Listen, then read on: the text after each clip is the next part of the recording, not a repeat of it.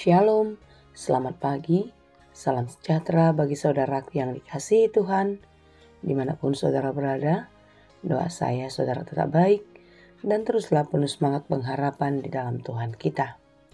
Sebelum kita melanjutkan aktivitas pada hari ini, marilah kita meluangkan waktu untuk mendengar dan merenungkan firman Tuhan. Yakin dan percayalah, hanya firman Tuhan sajalah satu-satunya penuntun hidup kita dan yang memberikan hikmat kepada kita untuk dapat mengerti setiap rencana Tuhan yang terjadi dan yang akan terjadi di dalam kehidupan kita masing-masing. Mari kita siapkan hati, kita berdoa. Ya Allah Bapa yang Maha Baik, kami bersyukur atas penyertaan-Mu dalam hidup kami sampai hari ini. Kami yakin dan percaya penyertaan Tuhan akan selalu ada, seperti Engkau telah menyertai kami dan memberkati di sepanjang hari-hari yang telah kami lewati. Hari ini kami mau belajar dalam firman Tuhan. Kiranya Tuhan menolong kami untuk dapat mengerti firman-Mu dengan baik. Dan kiranya Tuhanlah yang terus menumbuhkan iman dalam hati kami, sehingga kami terus dapat belajar di dalam firman-Mu, dan kami dimampukan menjadi pelaku firman yang setia. Ya Bapa, ajarilah kami sesuai dengan kehendak-Mu. Berfirmanlah Engkau, sebab kami telah siap mendengar. Kasih karunia dan damai sejahtera dari Allah Bapa Tuhan kita dan dari anaknya Tuhan Yesus Kristus dan Roh Kudus menyertai saudara sekalian. Amin. Firman Tuhan untuk kita pada hari ini yang ditetapkan menurut Almanak HKBP Kamis 27 Maret 2025 tertulis dalam kitab Wahyu 14 ayat 7. Dalam bahasa Batak, Pangukapon 10 opat ayat pitu. Demikianlah dikatakan dalam bahasa Batak dan bahasa Indonesia. Guguma suarana mandok, habiari hamuma debata jala pasangap ibana. Ainunga dapot tikini panguh monna. Somba hamuma ibana, sito palangit dohot tano, dohot laut, rodi akka mual aik. Dan ia berseru dengan suara nyaring, takutlah akan Allah dan muliakanlah Dia, karena telah tiba saat penghakimannya, dan sembahlah Dia yang telah menjadikan langit dan bumi, dan laut, dan semua mata air. Demikianlah pembacaan firman Tuhan. Tuhan pasti menggenapi janjinya. Apa yang telah dijanjikan, itu akan dinyatakan di dalam kehidupan kita. Oleh sebab itu saudara-saudara, seperti apa dikatakan di dalam lagu Dos Dona Kokna Jala Dos Donang Tuatna, apa yang kita tabur pasti kita tuai. Jika kita menanam kacang, maka kita akan menuai kacang. Jika kita menanam padi, sudah tentulah kita pun akan menuai padi. Demikianlah di dalam kehidupan ini. Jika kita menabur kebaikan, maka banyak berkat. Kebaikan-kebaikan akan mengikuti kita. Tetapi jika sebaliknya, kita menabur kejahatan, kita menabur kebencian, keiri hatian, dan lain sebagainya, tentu itu jugalah yang akan kembali kepada kita. Saudara-saudara yang dikasihi Tuhan, renungan kita pada hari ini adalah seruan kepada kita supaya kita hidup takut akan Tuhan. Hidup memuliakan Tuhan senantiasa. Karena apa? Seperti apa yang saya katakan tadi, pasti ada yang akan kita dapatkan dari hidup dalam takut akan Tuhan dan hidup senantiasa memuliakan Tuhan. Karena Tuhan akan menyatakan janjinya. Dia akan datang kelak untuk menghakimi orang yang hidup dan yang mati. Siapapun tidak ada yang luput dari penghakimannya. Jika kita bisa menutupi kekurangan, kita menutupi kesalahan kita dari manusia, dari hal-hal dunia, tetapi di hadapan Tuhan tak ada satupun yang tersembunyi.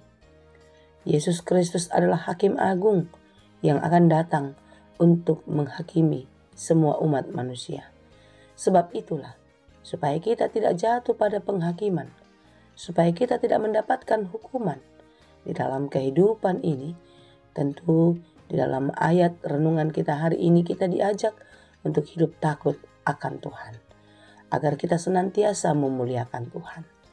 Takut akan Tuhan berarti kita mencintai Dia sungguh-sungguh. Ketika kita mencintai Dia dengan sungguh-sungguh, maka kita akan melakukan apa saja supaya Tuhan itu bahagia, supaya Tuhan bersuka cita menerima apa yang kita perbuat dalam kehidupannya.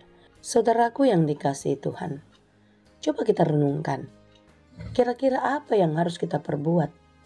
Apa yang harus kita persembahkan, yang kita perjuangkan dalam hidup ini, yang bisa membuat Tuhan senang? Tentu kita harus bisa menyangkal diri, bukan? Dan kita hidup menjadi saksi Kristus di tengah-tengah dunia ini. Memberitakan kebaikan Tuhan, memberitakan kebesarannya, dan segala kebaikannya yang terjadi dalam hidup kita. Kita menjadi saksi di tengah-tengah kehidupan dunia. Lalu apalagi? Sebagai tanda kita menyaksikan kebaikan Tuhan, maka kita hidup di dalam kasih. Kasih yang nyata di dalam perbuatan.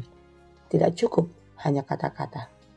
Oleh sebab itu saudara-saudara, takut akan Tuhan berarti kita membuat Dia bahagia. Ketika kita menuruti perintahnya dan menjauhkan hidup kita dari segala larangannya, maka itulah salah satu cara kita untuk menyenangkan hati Tuhan. Tetapi jika kita masih juga menikmati kehidupan dunia, itulah yang melukakan, yang mendukakan hati Tuhan.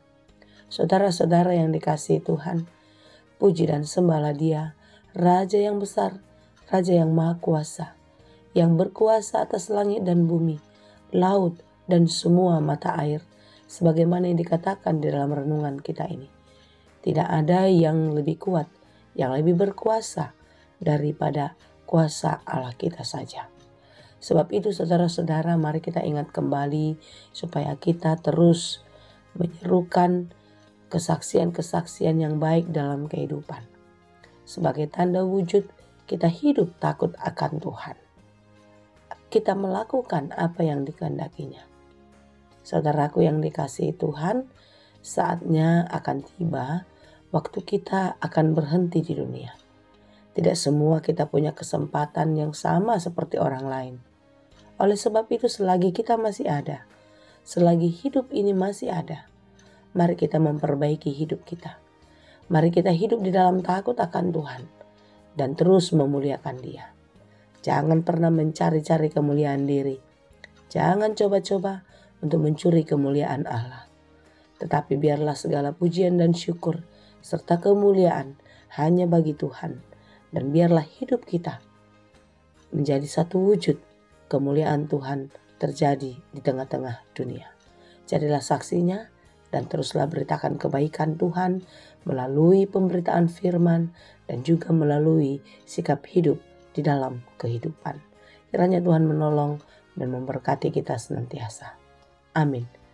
Terima kasih Tuhan untuk firman-Mu.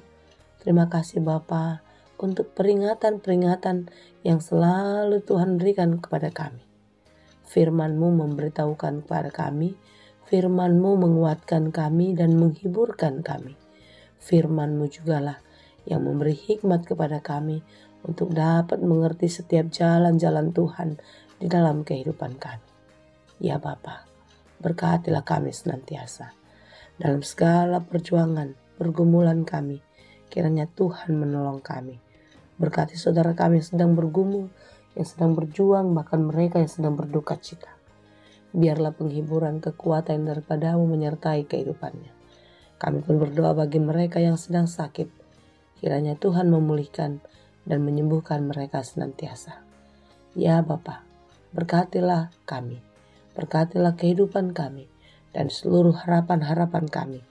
Biarlah semuanya terjadi seturut dengan kehendak-Mu saja. Terima kasih Tuhan, ampunilah kami atas setiap dosa pelanggaran kami, supaya kami layak di hadapan-Mu, dan kami layak dipakai untuk kemuliaan nama-Mu. Terima kasih Bapa, di dalam Yesus Kristus kami berdoa dan mengucap syukur kepada-Mu. Anugerah Tuhan kita Yesus Kristus, kasih karunia Allah Bapa, dan persekutuan Roh Kudus, itulah kiranya yang menyertai dan memberkati kamu sekalian. Amin.